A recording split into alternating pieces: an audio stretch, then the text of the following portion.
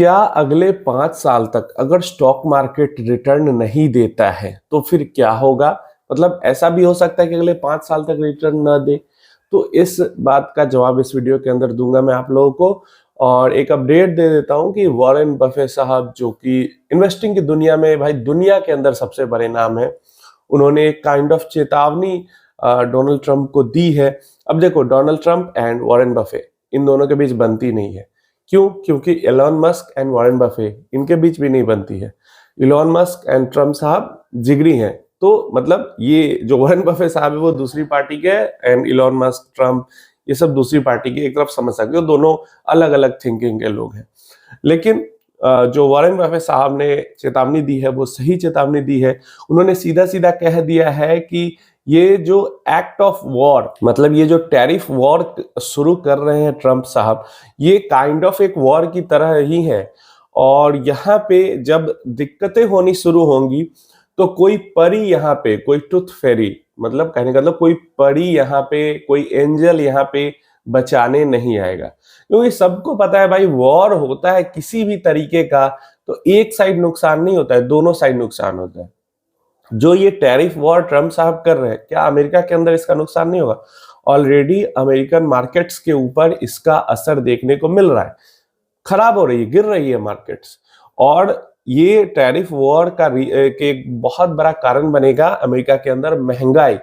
कुछ सेलेक्टेड चीजों पे तो महंगाई बहुत ज्यादा बढ़ जाएगी, क्योंकि जहां जहां ये टैरिफ लगाएंगे वहां वहां से रिवर्स टैरिफ लगेगा ही लगेगा और ज्यादा ही टैरिफ लगेगा। तो इससे दिक्कतें अमेरिका की भी बढ़ेंगी।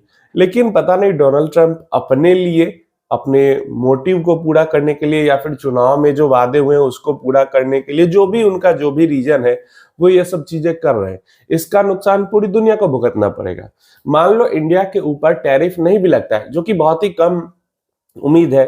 बहुत सारे जो हाउसेज है उनका मानना है, एक्सपर्ट्स का मानना है कि एशिया के अंदर में चाइना के साथ साथ इंडिया, थाईलैंड बहुत ज्यादा अफेक्ट हो सकता है जब रेसिप्रोकल टैरिफ लगेगा तो। लेकिन मान लो इंडिया के अंदर टैरिफ नहीं भी लगता है, फिर भी ग्लोबल अगर टैरिफ वॉर होगा तो इंडियन मार्केट्स उससे अछूता नहीं रहेगा। वैसे तो आज हमारी मार्केट्स अच्छा कर रही है, लगभग 1.5% के आसपास ऊपर निफ्टी 50 चल रहा था और स्मॉल कैप मिड कैप 2-2% ऊपर थे। लेकिन हम लॉन्ग टर्म की बात करते हैं, जब अगर मतलब long, mid to long term, कि अगर वॉर टाइप का ये सिचुएशन होता है तो इंडियन मार्केट्स भी इससे अछूती नहीं रहेंगी। तो अगर 1.5-2 साल तक टैरिफ वॉर चलता है या 1 साल, मतलब जितने समय तक भी चलेगा उतना समय तक मार्केट को ये टैरिफ वॉर डिस्टर्ब करके रखेगा, चाहे इंडिया को डायरेक्टली हिट कुछ हुआ हो या नहीं हुआ हो। अगर ग्लोबल मार्केट्स खराब करेंगी तो बस इंडिया मार्केट भी उसी के साथ साथ करता रहेगा। लेकिन इसी के साथ साथ मैं ये भी बता दूं कि अगर मान लो 5 साल तक अगले स्टॉक मार्केट में कुछ रिटर्न नहीं बनता है तो छठवां साल जरूर ऐसा होगा। 4 साल तक ना बने तो 5वां साल, 5 साल तक ना बने छठा साल, 3 साल तक ना बने चौथा साल, ऐसा जरूर होगा। 1 साल में इतना रिटर्न बनेगा कि पीछे के 3 साल, 4 साल, 5 साल जो भी समय होगा वो कवर हो जाएगा। क्यों मैं ऐसा कह रहा हूं? देखो, मैं हमेशा ही ये चीज आपको समझाता हूं, शॉर्ट टर्म में या शॉर्ट से थोड़ा सा मिड टर्म मान सकते हो, 2-3 साल का जब समय हो जाता है तो ये मार्केट न्यूज पे, ग्लोबल इवेंट्स पे, इमोशंस पे चलती है। क्लियर है? लेकिन जब हम 5 ईयर्स, 6 ईयर्स, 7 ईयर्स ऊपर की बात करते हैं तो स्टॉक मार्केट सिर्फ और सिर्फ बिजनेसेस के परफॉर्मेंस पे चलती है, इकोनॉमी के परफॉर्मेंस पे चलती है। तो 5 साल तक कंपनी ग्रो नहीं करेगी कोई। मान लो 5 साल का अगर एक टाइम पीरियड उठाते हैं, किसी कंपनी का रेवेन्यू प्रॉफिट 50% से बढ़ेगा, किसी का 100% से, किसी का 150, किसी का 200, किसी का 500% से भी बढ़ जाएगा। कोई छोटी कंपनी होगी तो कोई कंपनी बंद भी हो जाएगी 5 साल के टाइम पीरियड में। तो प्राइस नहीं बढ़ा, स्टॉक का प्राइस नहीं बढ़ा, लेकिन उसकी अर्निंग्स बढ़ गई। तो इसको हम कहेंगे उसके अंदर टाइम करेक्शन हुआ और कंपनी के अंदर वैल्यू क्रिएट हुई। और अचानक लोगों को लगने लगेगा कि स्टॉक मार्केट बहुत ज्यादा अंडर वैल्यू हो गया, अंडर वैल्यू हो गया, अंडर वैल्यू हो गया।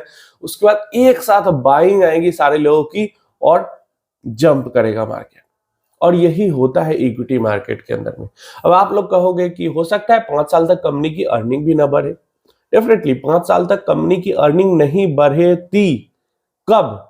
जब इंडिया के अंदर में पॉपुलेशन बहुत कम होती, मेजॉरिटी में इंडिया के अंदर में जो पॉपुलेशन होती वो एज कर गई होती, 60, 65, 55 के लोग होते। लेकिन यहाँ पे तो इंडिया के अंदर में मीडियन एज अंडर 30 है अभी। तो डिमांड तो घटने वाली है नहीं, और धीरे धीरे करके डिमांड बढ़ेगी ही बढ़ेगी।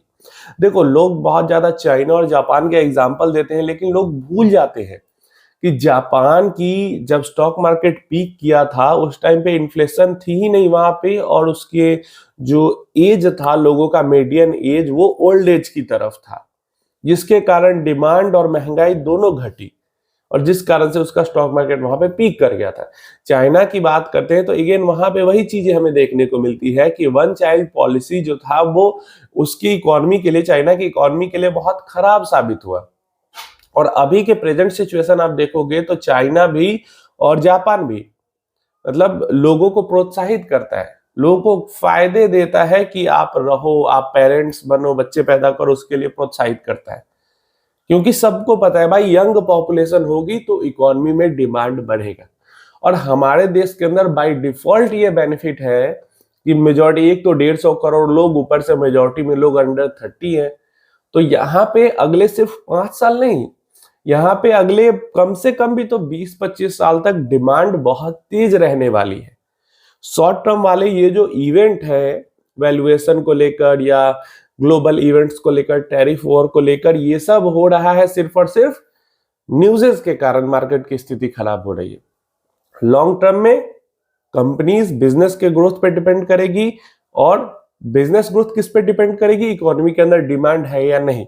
शॉर्ट टर्म में डिमांड भी ऊपर नीचे हो सकती है, लेकिन हमें पता है कि जो यंग लोग हैं हमारे देश के अंदर, वो खर्च करेंगे, खाएंगे, पिएंगे, घूमेंगे, खरीदेंगे चीजें, तो इसलिए डिमांड नहीं घटेगी।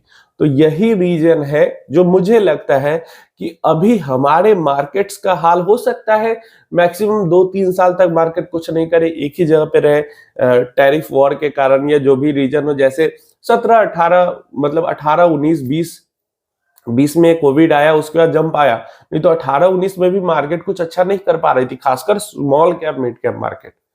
वहां पे भी टैरिफ वॉर वाला ही सिचुएशन था, यहाँ पे भी टैरिफ वॉर वाला ही सिचुएशन है। तो हो सकता है 1-2 साल ना करे कुछ, लेकिन इस टाइम पीरियड में कंपनीज की अर्निंग्स बढ़ जाएगी, एंड देन उसके बाद सडन स्पाइक आएगा, एंड देन वही पीछे का 2 साल 3 साल आराम से कवर हो जाएगा।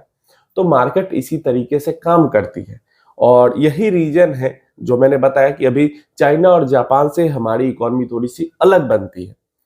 और एक और भी चीज है कि उसी टाइम पे जापान का भी इकोनॉमी बहुत बड़ा हो चुका था, एंड चाइना का भी इकोनॉमी बहुत बड़ा तो अभी भी है, और उस टाइम पे भी था जब से रिटर्न नहीं बन रहा है। और हमारी इकोनॉमी अभी बहुत पीछे है, तो हमारी इकोनॉमी में ग्रोथ करने के लिए अभी बहुत रूम बचा हुआ है।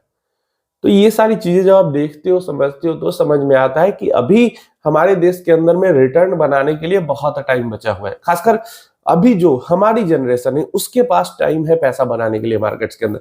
हमारी जो आने वाली जनरेशन होगी, हो सकता है वो उतना अच्छा रिटर्न ना बनाए, क्योंकि तब तक हमारा देश भी डेवलप हो चुका होगा, लगभग जो सेक्टर्स है उसके अंदर डेवलपमेंट हो चुकी होगी। तो हो सकता है रिटर्न थोड़े स्लो हो जाएंगे, ग्रोथ स्लो हो जाएगी। लेकिन प्रेजेंट सिनेरियो में अभी उतनी स्लो ग्रोथ नहीं होगी।